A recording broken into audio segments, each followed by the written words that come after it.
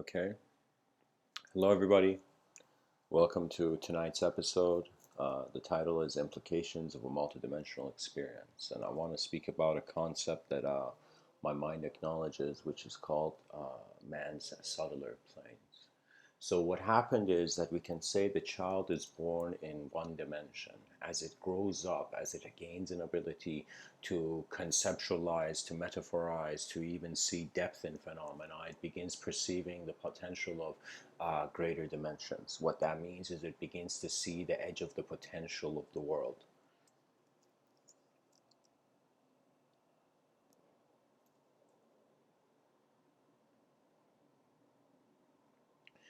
As the creature makes decisions, it begins to formulate an identity. As each decision is defined in a realm of speech or movement, pretty much these two are required for the character to exist in the story. If the character never moves from where it is in the story, you can say it is just part of the landscape.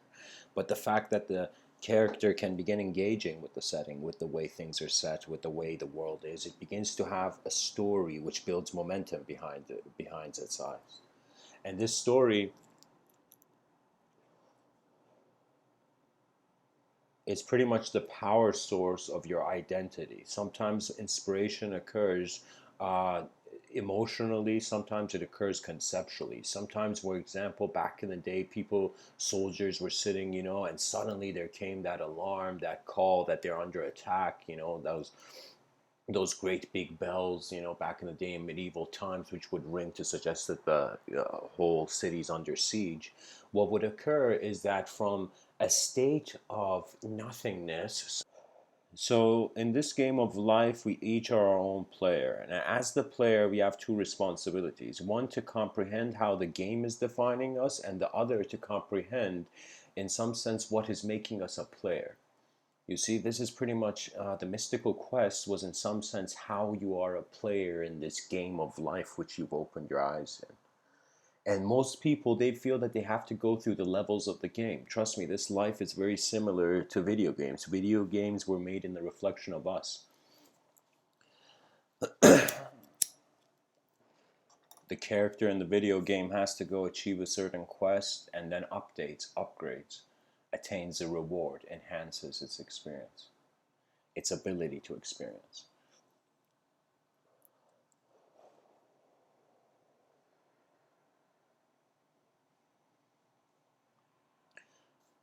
To share some personal experiences I've had with this idea of subtler planes, I began to pay attention to my mind. I noticed everything outside of me had a sort of endless manifestation process going on. That means if I wanted to find the truth of the world, I need to be older than the world.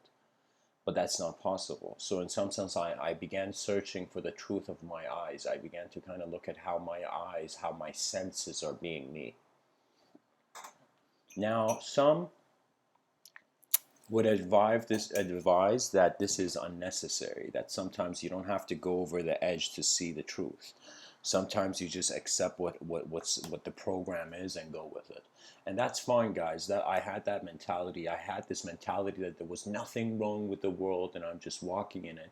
But there suddenly came a recognition of my own mortality. Nothing inspires you than the recognition of your own mortality. When you realize you're here once, many processes that you're in the middle of now currently will one day end because the body ends. You see, so suddenly it revalues, mortality revalues the whole implication of even morality, how you behave, and also how important phenomena is for you. The problem of society that it's selling people short, unfortunately. What that means is we only accept certain ways of behavior. Any sort of other way of behavior, either we deny, reject, or in some sense banish before comprehending. So I began tapping into my cellular planes. I began wondering, what is imagination? When I visualize, for example, a giant apple in the room, or when I visualize, like, a golden computer, anything, where's that visualization existing? And I notice it's existing in a domain, in a sort of spherically endless attention that my moment is being. You know, I kind of went back before I learned language. Hopefully, like, I was kind of, I find blessed to have this memory before language. I remember being a kid and I don't know any language. I don't know any English or any other way of communication. I'm just sight. I'm just pure sight, as if our sight is a clay. And then as we kind of grow up and engage with the world and the many dimensions of the world, it begins sculpting itself, you know. Now, we can entertain the Buddhist idea, but I'm going to open up to that later in regards to past lives and future lives and this whole sort of eternal intelligence endlessly incarnating in some sort of temporal confusion. Like, I will get to that, but I want to first say that it began with me with an sort of not condition based search, it began with an unconditional search. It's as if suddenly in the game of life I was like, whoa, how am I being a player in this? And that question made me return to my simplicity and to my honesty. And from that state, then the search began getting a different texture.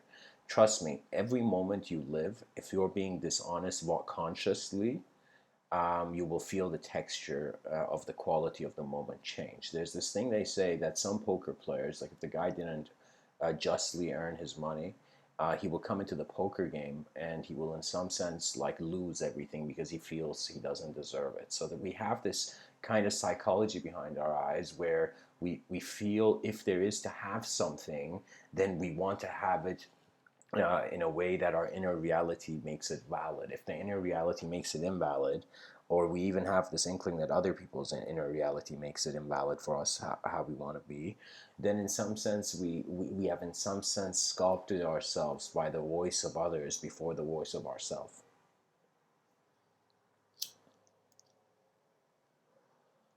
So I started treating myself as an advanced communicator. I began realizing, okay, I'm part of this universal sector. I'm an advanced communication of this universal sector. It seems that we human beings are the most sophisticated species on this planet. We don't see lions building kingdoms or dolphins building underwater cities. We see human beings building skyscrapers, and that means that there's an importance. There's a sort of value on one member of animal life on this planet that many other animals do not have. And that value really comes to our mind. It comes to our self-awareness and its capability and its pure ability. Our self-awareness makes us see ourselves as a self, and the moment we can see ourselves as a sense of self, we can see others are a sense of self to themselves. And therefore comes in the domain of not just respecting each other's bodies, but comes in respecting each other's minds. Back in the day, in ancient Greek times, rhetoric had a very powerful influence on the species. That means they didn't have technologies that much, but imagination was still active. So Greek philosophers, in some sense, began battling out uh, their abstract justifications for reality's presence, and it was an incredible time. That means I have this constant feeling that if there was a school of Athens here, I would definitely be one of the first people to enter that school. That means, and what that means is this giant kind of philosopher's hall of the ultimate debates of conceptuality.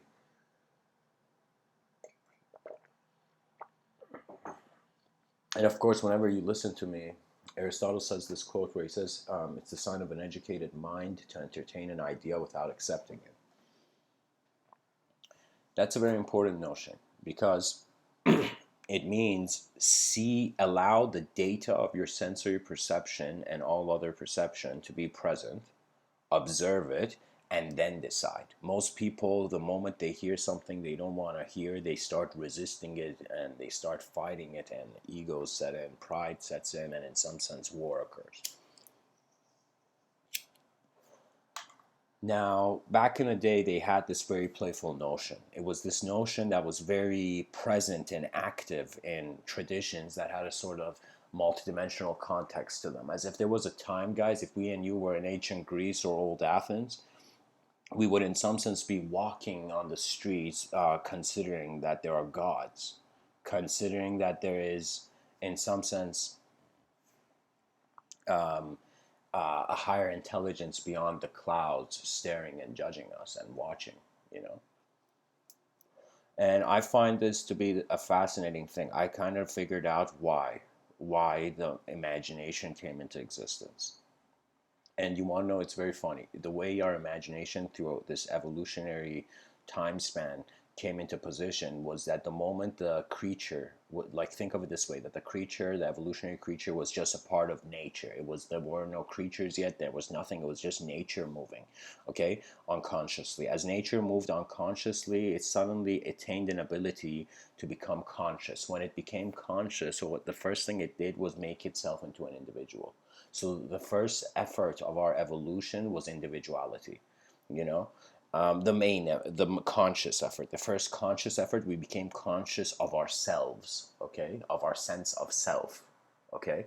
Now, as we became conscious of our sense of self, the subjective evolution began. The subjective evolution, it's kind of like you can't see yourself as the only person here. You're kind of indirectly hoping for there to be others. Imagine if you were trapped in an island or something. You would understand how meaningless how meaningless shyness is, how meaningless fear is in loneliness. Loneliness is a very profound teacher.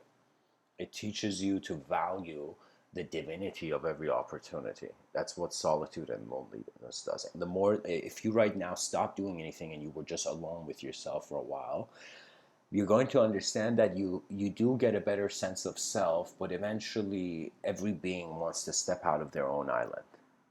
Okay, that's the nature. So anyways, what I'm trying to get to is that there occurred the moment this objective evolution occurred where we could see ourselves separate from the world. That was the instant where either the subjective evolution was realized or was discovers itself and makes itself into a bigger cell. And as cells evolve, we get the complexity of biological life. So it's similar with the notion of idea. And what happened is that because you, in the subjective evolution, in the subjective realm, you became a position, you became a particle in your own subjective realm. This particle now has to, if it wants to move, has to have other, has to have a sense of other. So that means you have a sense of self, like your physical body, and let's say somebody's walking on the street and you see them, and that's your sense of other. That's how you see somebody else. Okay, your sense of other. So objectively, we have sense of self established, sense of other established. Now, what I'm saying is, in that point during our evolution, the subjective sense of self was established, but the subjective sense of other was not established. And this sense of self began seeing itself in other phenomena differently to be able to acknowledge different phenomena as different. So that's what I'm trying to kind of say here.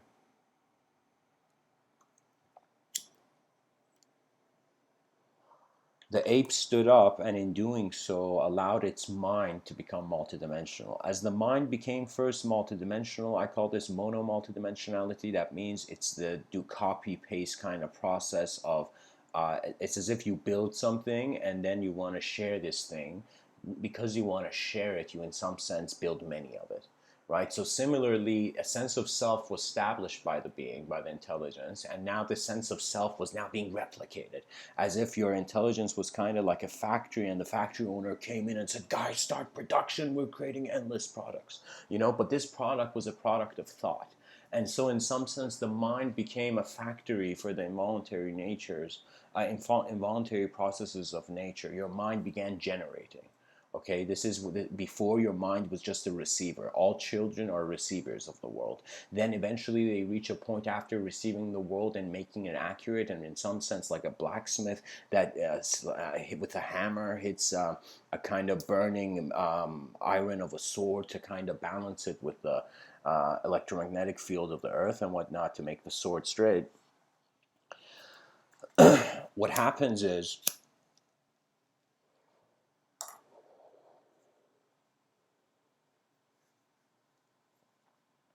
that the alignment of the inner and outer move you towards a singular realm. When the inner and outer are disharmonious, you move towards a multidimensional realm. I was watching it, guys. I live in Canada, and there's often I go to downtown Toronto. When I go to downtown Toronto, it is a time where I consider to myself I am learning from the strange as much as I am learning from the normal.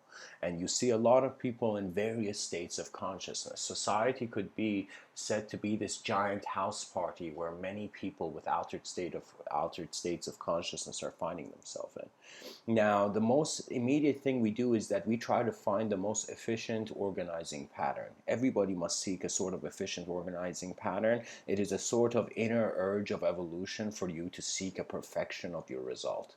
That means the moment we discovered the future, as Jordan Peterson suggests, the fact that the future was a discovery, not just something that was always there because we had a past. We didn't know we have a past.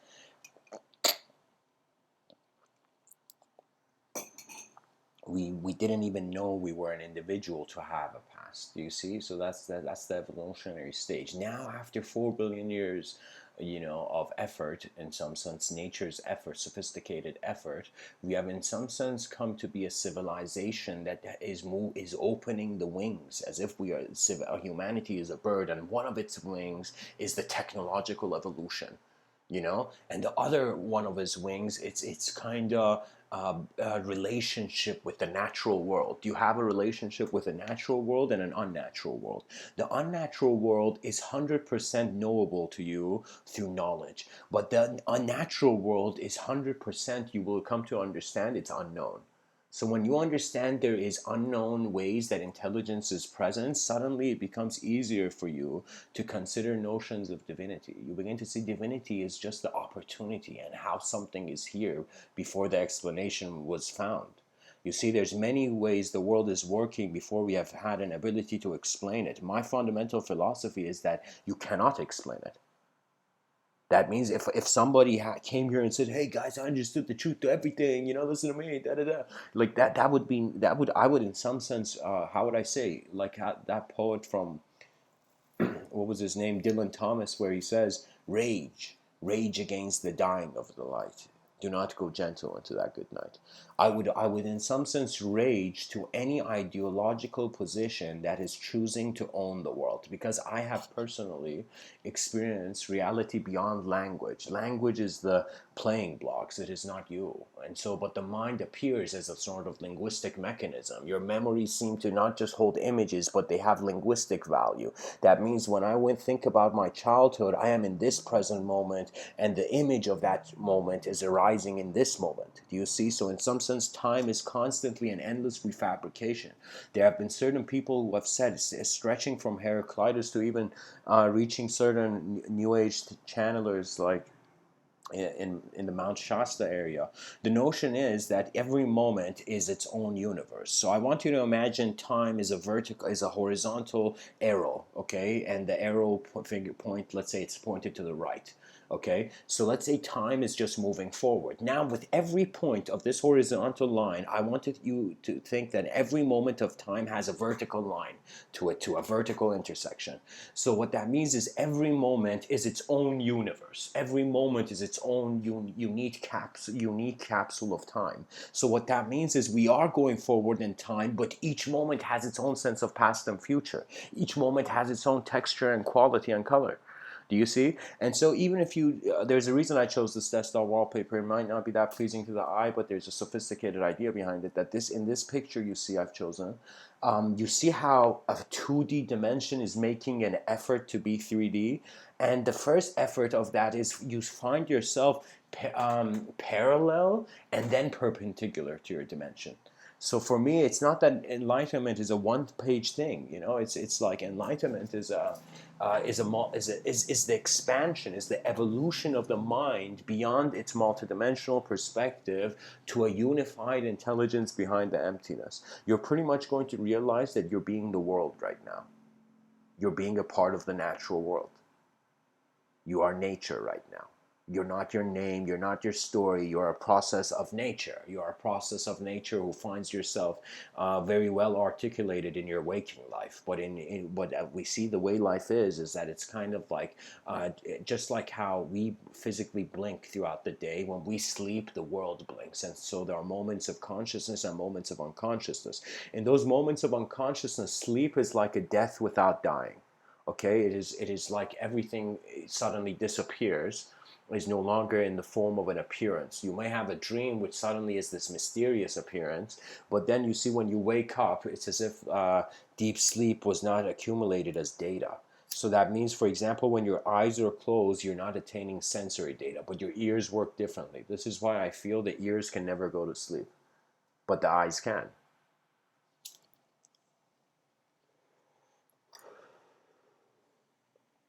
For me, I noticed something very fascinating, that in sleep, we are awake as the whole moment. But in wakefulness, we are awake as the body only. Not only as the body, but I'm saying, like, when you wake up through the day, you feel you're just a body, and the thoughts that this body comes up with and your attention looks through those lenses, it thinks it is.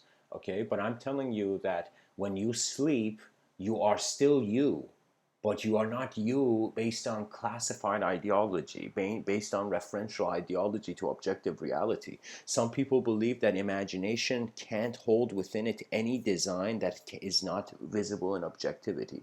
They believe it's like an echo of objectivity is subjectivity. Some people believe that. I don't believe that in that sense. I don't believe, I believe it can be, but it's not that. It's the fact that there's a sort of multidimensionality is an art form. It's an art form where the dishonest can never hold the brush, but the honest can, because it has to do with your mind. There's no other entrance aside from the entrance of honesty. You know, I believe, who was it, Benjamin Franklin or George Washington, one of these guys, who said, I think it was George Washington, he said, honesty is the first chapter in the book of wisdom. And what that means is you got to be able to be honest with the data. That's the thing. That's what I noticed, that in some sense it's very hilarious, right? The same level of honesty and sincerity that a religious person has with the result of an experiment done in front of them. Like, the scientist does an experiment and receives a sort of data, and then how it works with that data. So the problem with all this war of beliefs that's been going on this planet, it has to do with the different ways data has been processed by individual biological beings, biological mechanisms. Now, the way data has been processed is that pretty much when I see two people fight over beliefs, or when you see a debate, what are you seeing? You see a group of people pointing at one idea and saying that idea is more valid, and you see a group of people pointing and saying another idea is valid. We are such unique creatures that we don't realize who we are until the moment shows itself.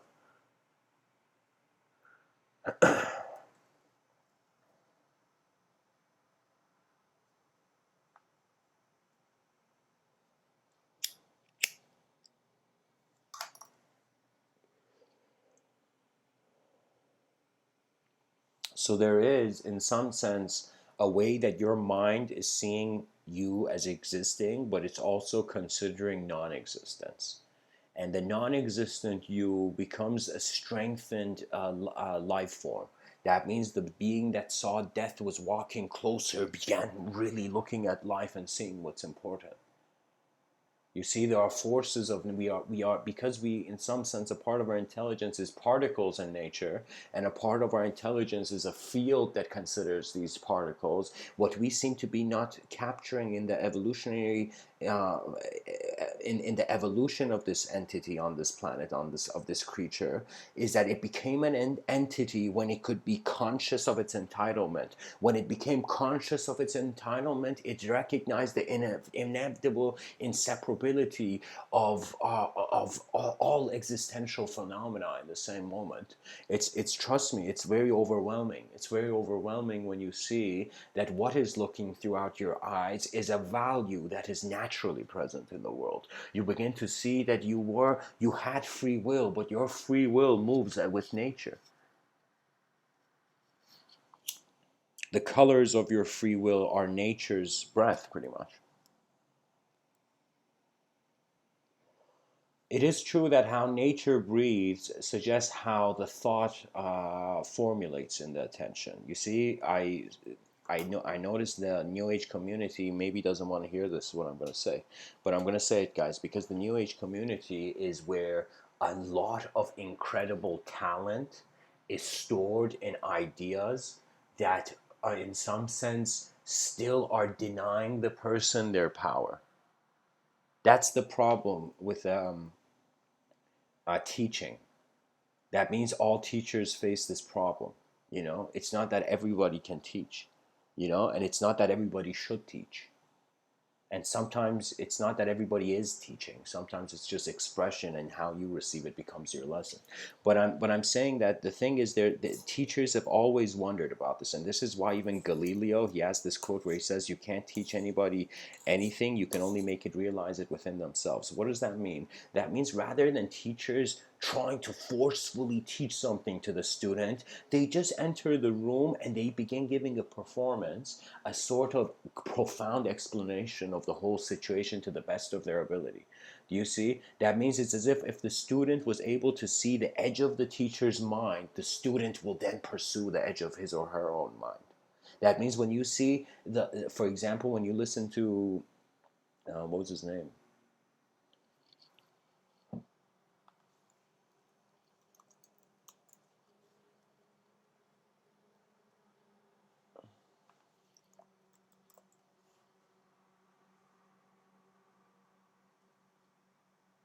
For example, when you listen to, I think it was a professor at MIT or Oxford, or I'm not sure, from some notable university, Harvard, and he was talking about the kind of history of biology.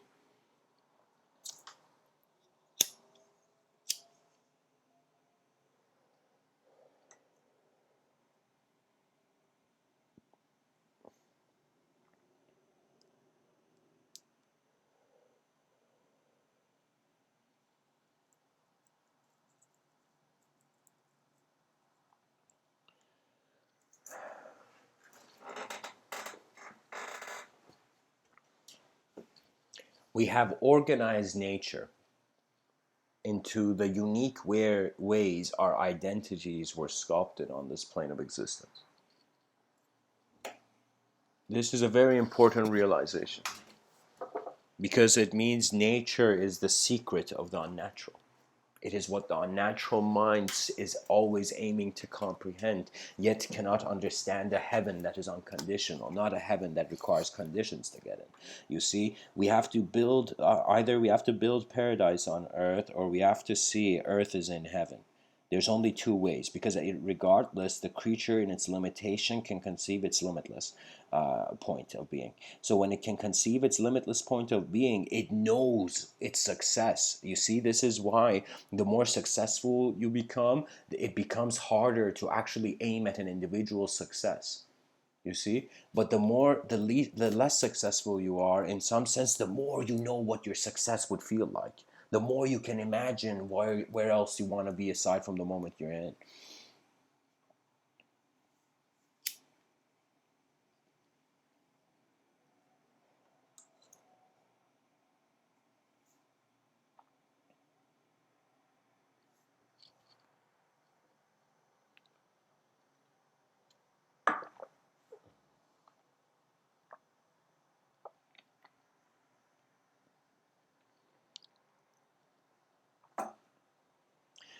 Anyways, let me see where I was.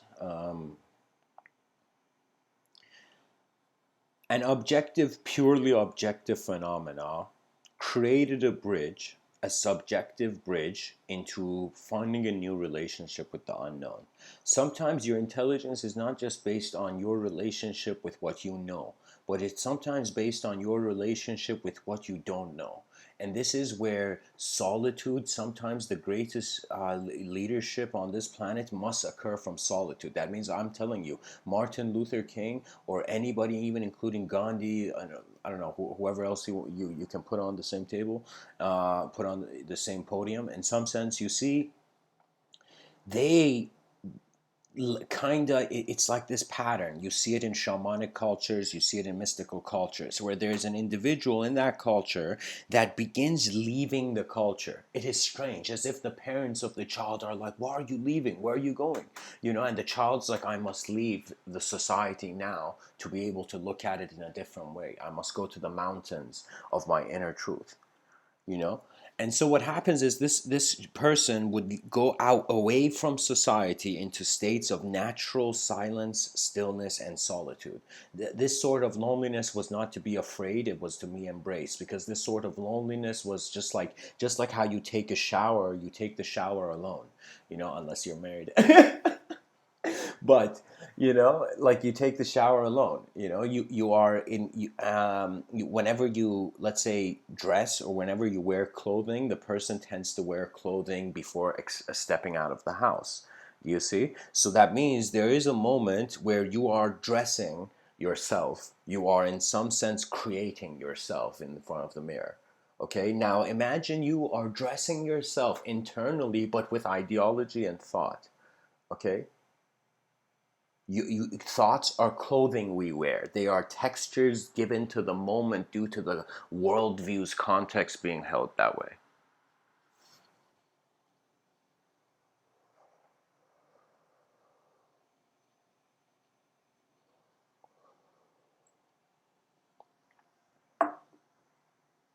So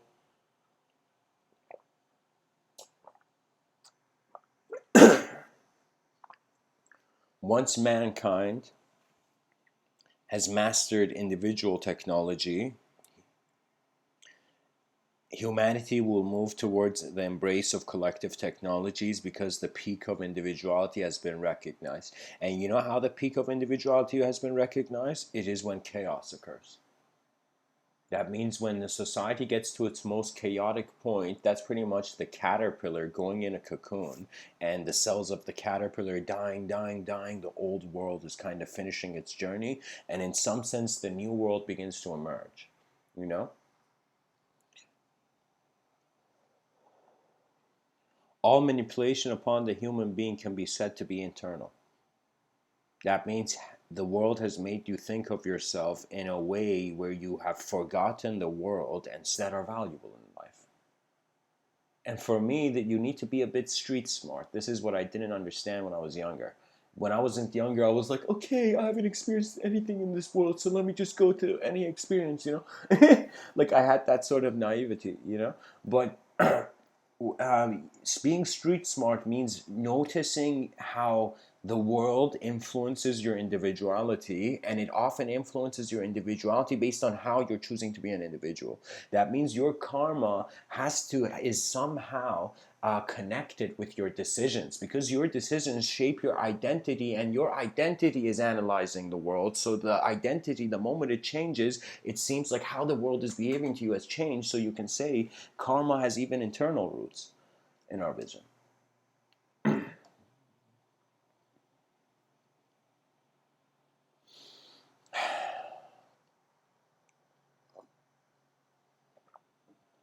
For me, these Mr. Within talks, as much as they have an outer purpose in regards to being open to the public, at the same time they have an inner purpose for me. I'm trying to see the edge of concepts. I'm trying to see if we are just ideas in emptiness, or we are in some sense standing in greater fields of being. And so eventually what I'm trying to get to is that I'm trying to first explain to you how the subjective evolution occurred. It occurred due to a very unique individualization process, and the moment we became individuals, we were thoughts. We were a thought. We managed to evolve not just into matter, but into a thought. As we evolved into a thought, pretty much like what we are as a technology, if we were to be considered, we are creatures that transform objective data into subjective data. And then that subjective data can be utilized to, in some sense, make new decisions, be existent in new ways. As if God was so merciful that in the pure mercy of God, let's say if you're a religious person hearing this, in the pure mercy and compassion of God, you were allowed ultimate freedom. That's what mercy means. Mercy means you allowed life to continue. For me, the biggest sin is to put a blindfold on your eyes and not remember to take it off. That's the biggest sin. And its worst punishment is a mirror.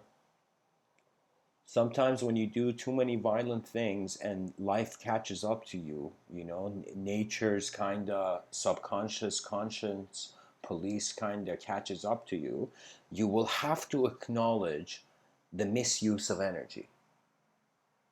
You see, you can say bad actions are the misuse of energy, because in the bad action, inefficiency has been more present than efficiency. That means, are your decisions leading you towards efficiency or inefficiency? Because I find that's the whole point of evolution, because we have a technological dimension, but we also have a natural dimension. So nature, it's like, you can say, it's like, it's not just people who have made inventions. Nature, the world has made inventions. The world made the train. The world made, in some sense, the light bulb. Even though it was people, but it was the world in the eyes of that being that became the uniqueness of that invention. A world where there was possibility for greater technology. So my focus is inner technology. I feel Elon Musk, Ray Kurzweil, Neil Bostrom, and many others are shining a light upon outer technologies. We're trying to get to Mars by, what is the date? 2022, something like that.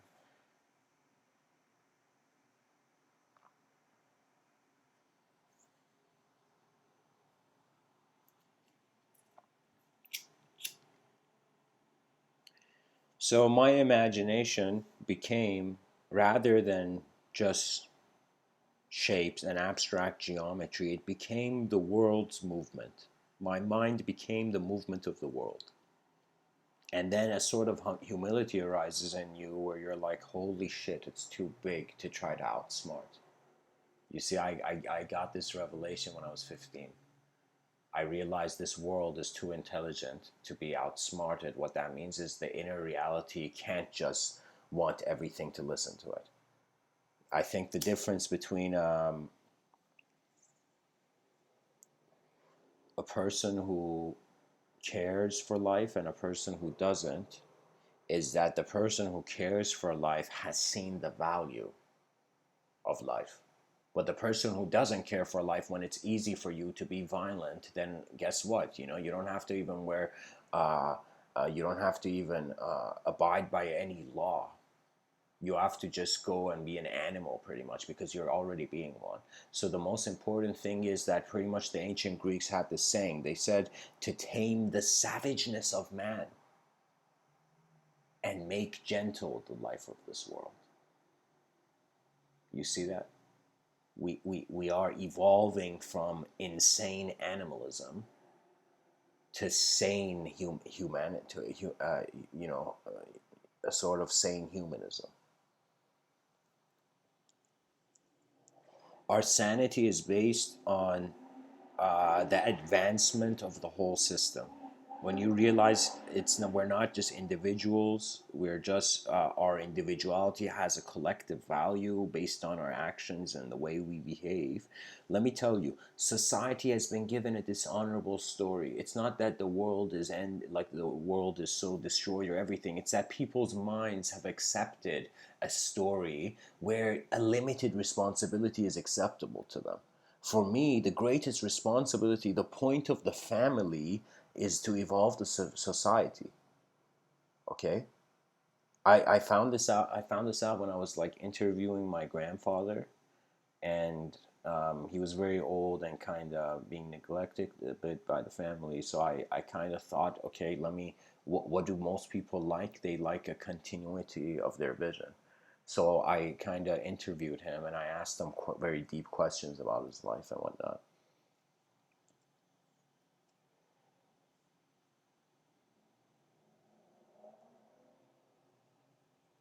And I remember when I asked my grandfather what he wanted from his kids,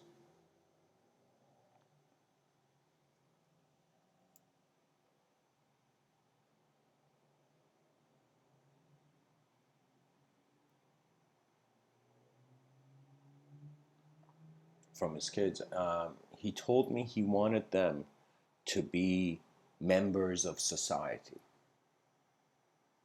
And I began to see, because my grandfather is a religious Muslim man, you know. He's getting close to the age of 80, and I remember when I was like asking him, he told me he wanted his children to help society, not just help the idea of themselves or help what they thought would be more good in society. I noticed he wanted to create an honest society. That's what he wanted from his children, right? He didn't use the word honest society. I'm saying that that's my extrapolation of kind of what I felt he was implying in his tone. But it was like he in some sense was saying that he wanted people to live for the world and not just live for themselves when the world has already lived for them to be themselves. You have to give back something or this life would be boring. That's what makes it interesting. If our excitement takes us to carelessness, to states of careless mind function, then it's like, guess what? Somebody's eventually going to press the wrong button and stuff's going to explode. But for me, it's like we have to not only be careful of preventing nuclear war and a nuclear apocalypse in some sense, but we have to be wise enough to recognize that people are functioning in atmospheres and states of mind where they are endlessly and constantly in their waking life rebuilding who they think they are based on how the world is embracing them and engaging them. There are some people in our society who they feel the life is embracing them. They had the right opportunities, right chances. They're looking at the world from above the mountains, you know, from above the clouds. In some sense, a sort of, there's some people who are so wealthy on this planet that they're looking at all of humanity and they're like, look at this, look at those who have not even seen how far material success can go. But I'm telling you, eventually, after the king, let's say there was a violent and cruel king, okay? This king had children, and its children were also able to learn from their father, and become cruel kings. But one day, and this uncruel prince looked at the kingdom, the vast and immense kingdom that his ancestors had created based on cruelty, violence, and just savageness. And he looked at it and he's like, what is something that none of my ancestors did? What is something that no cruel king was able to conquer and achieve? The opposite of the peak of that cruelty. Trust me, when families get too chaotic, if there is a messed up family, there will be one member of that family where member of that family who their nature will be so off the disturbance that they will in some sense become a sort of angel of the family group. So what I mean by that is that it's pretty much the most silent kid in a family is the most kid who knows exactly what's going on. Sometimes intelligence is not just speech; it is the silence. There's 100%. There should be times that when I'm speaking and somebody's listening to me, they see things about the way I'm saying things that I don't see when I'm engaged in that communication.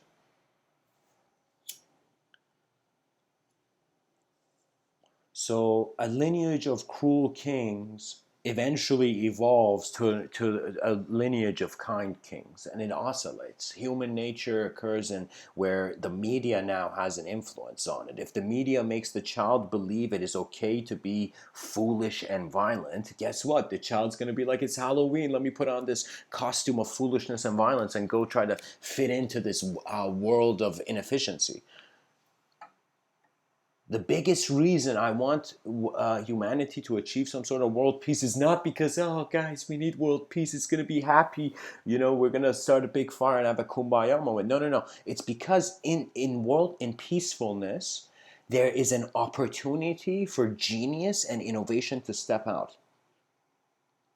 And we as people have not been serious with the world.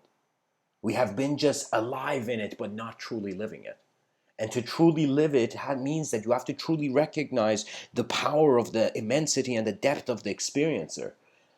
And I'm telling you, we have been taught it wrong. That we think we're only objective creatures. We only give objectivity the value.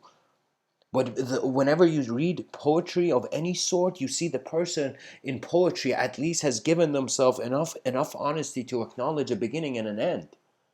Most people, they have begun and they never want to end. And that's when these programs of unnecessary thought begin influencing mankind. For me, I don't believe I'm in a civilization where there's free will. Because most people throughout the day, when I see them, are just functioning based on programs. When you challenge their program, they begin challenging you, which means their ego is not ready to sprout. They're still so keen. It's like their beliefs outweigh anyone else's ideas if shared to them. And so that's a kind of thing where you see a comrade in a ditch on a battlefield, and you're like, how can I help this comrade if this comrade is not even putting an effort to pull himself out?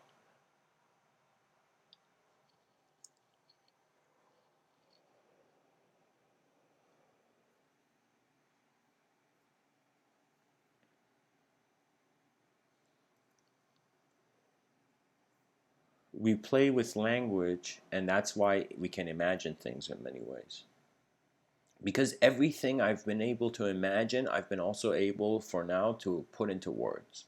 There have been times where rather than my body occurring to my mind occurs to my body.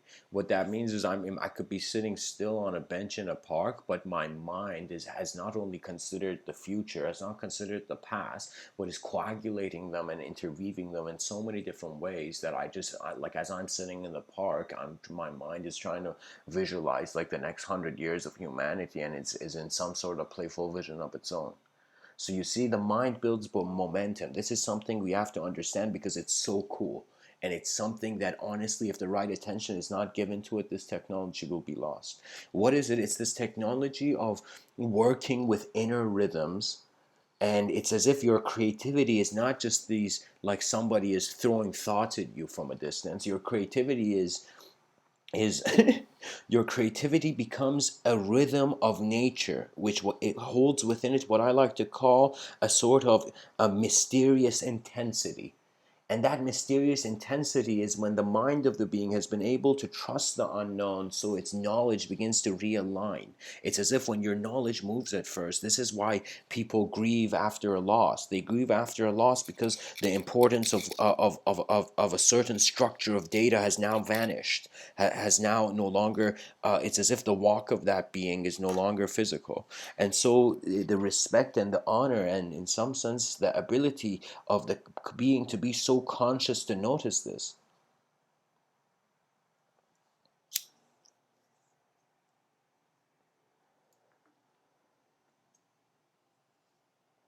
For me, most people on this planet, they should seek love, and they should try to, uh, they should go towards their emotional and, you know, they should go towards their intelligent emotional truths. I believe we're at an emotional point we have not even learned to appreciate yet as a civilization in 2019, the minds of people. We're just celebrating for now bodies. The whole media industry is using bodies as a sort of sales tactic. You know, it's like they're like, what do we sell to people? What's the best thing we can sell to people? We can sell them the images of what they want their body to be. You know, and that was honestly, I would have, if I was in that sales room, I'd say that's a genius idea. You know, I would be in some sense like fascinated by that idea. But at the same time, I'm telling you is that there is so much data that is hitting you that if you don't put an effort to know yourself, you will probably believe yourself to be something that the data that's hit you is defining. So for me, this is a unique relationship I have with just intelligence and knowledge. Okay, for me, it's not that I only get knowledge when I read books or something. It's not like that. It's knowledge occurs as waves of data colliding with my sensory perception, therefore shifting how I my attention is an experiencer in that moment. So the way I see knowledge is as if like I'm standing and various waves, these winds of different forms of data, different ways the world can be are hitting me constantly. And I've gone to points, guys, in this life where I have had data overloads. That means my sensory perception went to a point where the speed of my organizing intelligence behind my eyes could not assimilate all the subjective dimensions to the objective data that entered my mind. So what I mean by that is like, um, if you hear some people speaking about the mind, some people have come up with the idea that it's a download. You know, we use that computer technology, that computer term, that technology term, and in some sense we download suddenly data. You receive a chunk of data from life. Now that chunk of data, I don't see the mind, guys, in the same way I see the body. The mind for me is this multidimensional antenna where it is receiving waves. It's receiving like different rivers are going through its vision, and so this is what I've called, and I've written about it actually. I call it consciousness streams. Pretty much different streams of data that are abstract data. They're in your subtler planes of imagination and abstraction. This stream of data, as it enters you, based on the speed of how your thoughts are moving for you, your sense of self suddenly becomes instantaneously changing all the time. So you become this kind of vibrating creature between all the various data that comes from that stream. So for me, I can sit down, and especially in my exhale, when I exhale, just first thing is you have to make the body very gentle and rhythmic.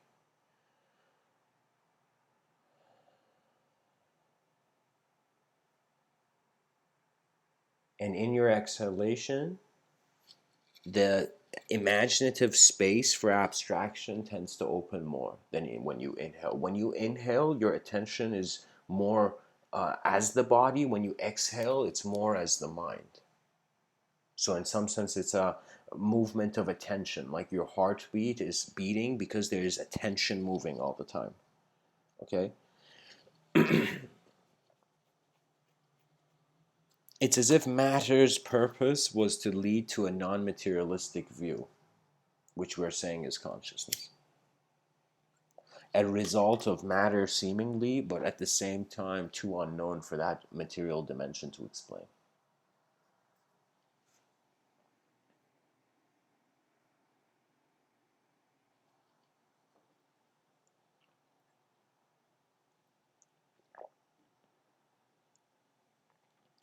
So, in this new frontier of a new relationship in our civilization with our minds, we begin to see the mind is the collection of data of the current moment of being. So, that means as I'm sitting right now in this room, you can say it's not my sensory perception, that my senses that just limit the data that I receive, but it's also the environment I'm in and the room that I'm in, right? So, the mind appears as rooms. Now, I don't, if anybody hears my talks and chases over metaphysics and spirituality like a curious cat, I would honestly, like, if you're just here for ideas rather than self-awareness, you're here for ideas, it would break my heart. Let me tell you why. Because who are you living for? Most people are living for society. They're living for others because they feel they need the validation from others to be who they feel they should be. For me, I laughed at society when I recognized it was hollow. It was hollow of different people putting on different hats and behaving in certain ways, and we all smile together as one thing. But when we all go home, we're sleeping on our beds as individuals, with our own worlds. There has been always revolutions and rebellions in the external world. But inner revolutions and inner rebellions are ones where people are realizing the freedom, the pure freedom of their mind surpasses just how their body wants to be comfortable. And that's when your free will emerges into a collective context, because now it is living for its moment of being, not just being just projection of its moment of being. Your will sculpts, or I don't want to say sculpts, but your will suggests the will of the world and the will of the integration of your inner world with the outer world. Language is pretty much where we are left when wondering about the mind. And I remember seeing the movie Fahrenheit 451. It's a movie I recommend, and I would recommend watching the one from 1966 first. And when you see Fahrenheit 451, you begin to see how knowledge is limited, and when the problem with, like, unless the being steps out of chaos, it will just exchange one form of chaos for another. It will exchange one form of illusion for another, unless the being gets to truly know who they are. And the way they know who they are, when they suddenly get this fascinating realization, oh my god, I am life has made me to be me, or it has made you to be you. You're here to live your life is not all just known, because this is what happens, I find, with especially many children, is that when they look at their knowledge, they reach the edge of their knowledge very early. When they reach the edge of their knowledge, their imagination becomes more expansive, because children are learning all the time. It's just that sometimes they don't incorporate what they learn consciously, and sometimes they can't even incorporate it consciously.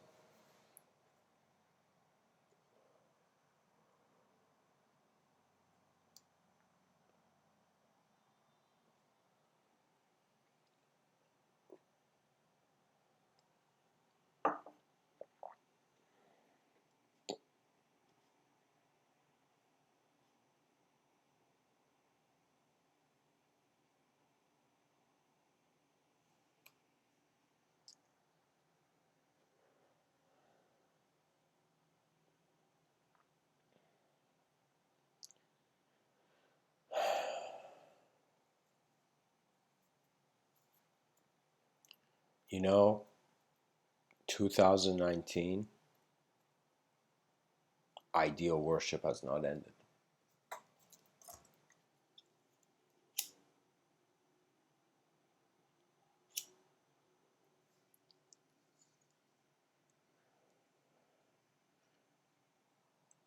The ultimate trap makes someone think there's something that has no tangible value.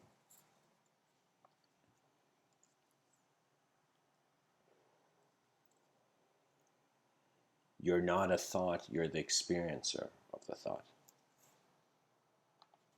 And the experiencer is unknown. Who says we have to make everything into a particle?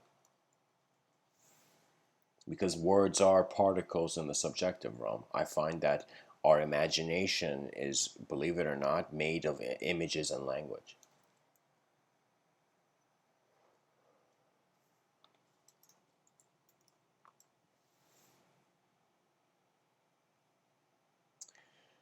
There is this very enlightened sage Kabir. I want to take the listener into an experience, into a quote tunnel.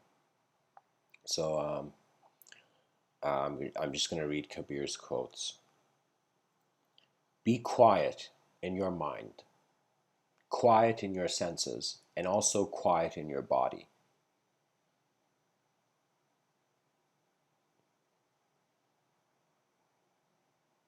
Then, when all these are quiet, don't do anything. In that state, truth will reveal itself to you. Kabir is a very enlightened sage, Indian sage. He says, the river that flows in you also flows in me. That means our minds are universal. Anyways, Kabir says, I laugh when I hear that the fish in the water is thirsty.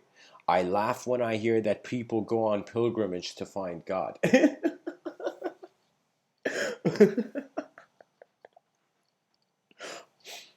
Oh man, that's funny. All know that the drop merges into the ocean, but few know that the ocean merges into the drop.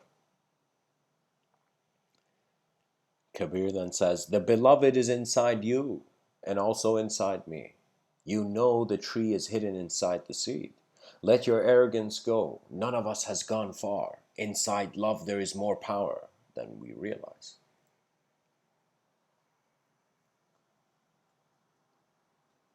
And then Kabir says, what is a holy person? The one who is aware of others' suffering. Yep.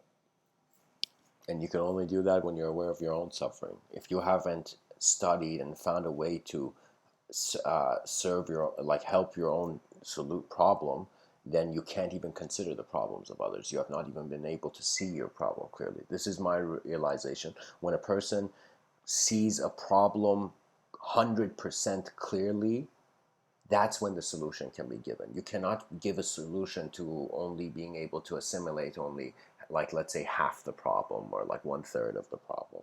You need all of it. You need the raw data to, in some sense, be a more than raw data. Kabir says he is the real guru who can reveal the form of the formless before your eyes, who teaches the simple path, who without rites or ceremonies, who does not make you close your doors and hold your breath and renounce the world, who makes you perceive the Supreme Spirit whenever the mind attaches itself, who teaches you to be still in the midst of all your activities. Fearless, always immersed in bliss, he keeps the spirit of yoga in the midst of enjoyments. Wise words. Kabir says, I went in search of a bad person. I found none as I. Seeing myself found me the worst. Yeah, that's so funny. That means he went looking to see what a bad person is, and found that all the badness he sees in people is from himself, is what he has experienced. Kabir says, love does not grow on trees or brought in the market. But if one wants to be loved to that self within, then you find the truth. Kabir says, the truth of love is the truth of the universe. It is the lamp of the soul that reveals the secrets of darkness. Whew, what a profound statement. Love can be said to be your true nature, the true nature of the universe, as your consciousness allows itself to see it as. And then that becomes the lamp of the soul that reveals the secrets of darkness. What that means is he's saying the moment you become truly aware, suddenly that vast awareness is not going to allow you to fall into the same mistakes. It's not going to allow you to constantly think you're a thought that can be manipulated. You gain the alertness that our ancestors had when they suddenly knew there was a saber-toothed tiger,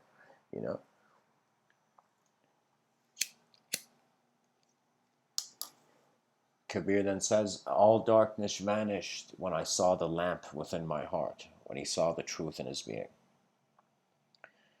Kabir says, music without words means leaving behind the mind. And leaving behind the mind is meditation. Meditation returns you to the source, and the source of all is sound. Yup. That's it, guys. That's it. The source of all is sound. That's the codes of the program of the illusion, of the linguistic illusion. Kabir says, the instruction of the foolish is a waste of knowledge. Soap cannot wash charcoal white.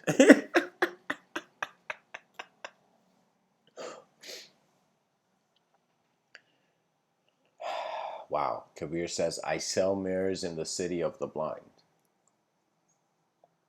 Wherever you are, that's the entry point. Kabir says, the essence of life is in remembering God. Kabir says, only in the heart can one experience the divine presence of truth. He says, my heart is so intoxicated with love that I have no wish to speak. He then says, the flower opens, the bees will come. That means when you abide by your true nature, you will receive your true karma. And there's this ancient saying, it's so cool because the same way it was in yogic culture, it was also in Native American kind of spiritual cultures as well.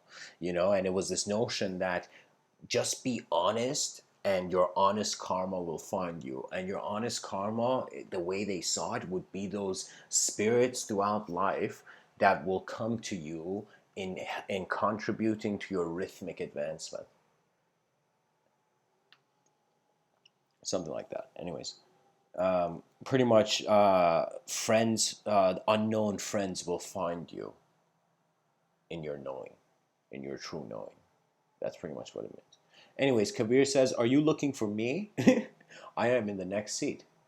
My shoulder is against yours. You will not find me in the stupas, not in Indian shrine rooms, nor in synagogues, nor in cathedrals, nor in masses, nor kirtans, not in legs winding around your own neck, nor in eating nothing but vegetables. When you really look for me, you will see me instantly. You will find me in the tiniest house of time. Kabir says, student, tell me what is God. And then Kabir says, student, tell me what is God. He is the breath inside the breath.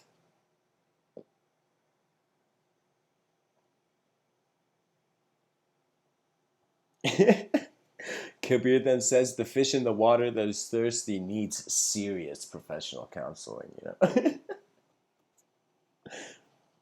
That means if you are fortunate, stop acting misfortunate. Stop acting like there's misfortune. And if you are living efficiently, don't act as if it's inefficient, you know. Kabir says, don't open your diamonds in a vegetable market. Tie them in bundle and keep them in your heart and go your own way. Oh, wow. Well, what if, our own way is the vegetable market?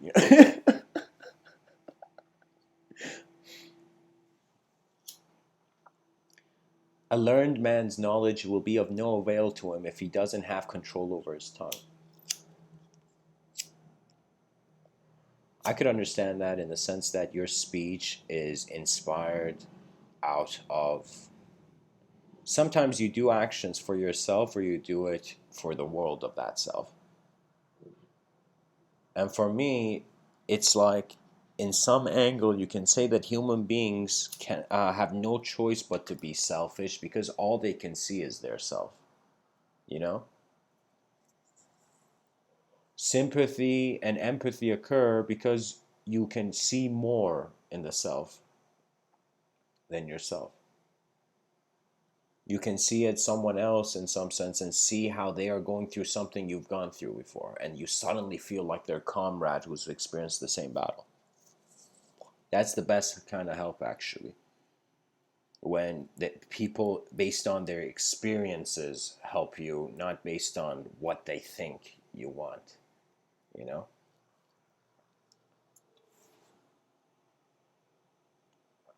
I felt he says, I felt in need of a great pilgrimage. So I sat still for 3 days and God came to me. Wow.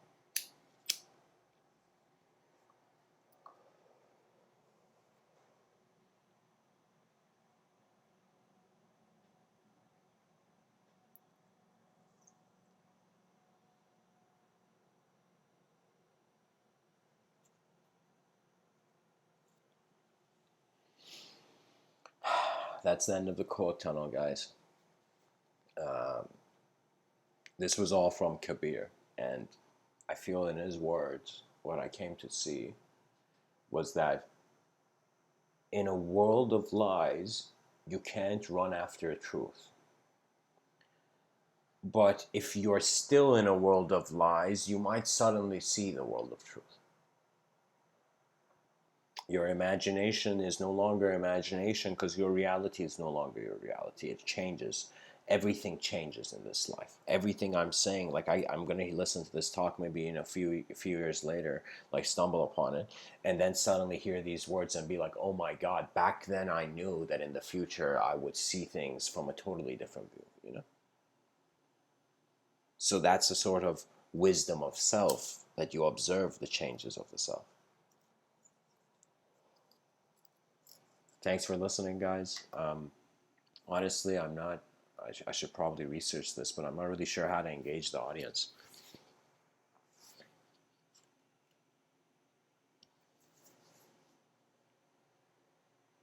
So if anybody has ideas about that, you can share it.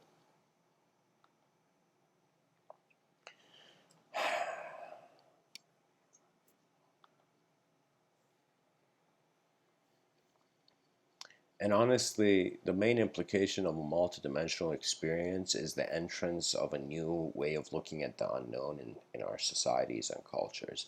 You got to look at the unknown success more than the known success. That becomes the true fascination of it. For me, the unknown has been the house of God. not what I know. What I know is very feeble. I have seen it. I've looked at the structure of its design. My mind has translated into a multidimensional geometrical dimension of meaning, yet at the same time.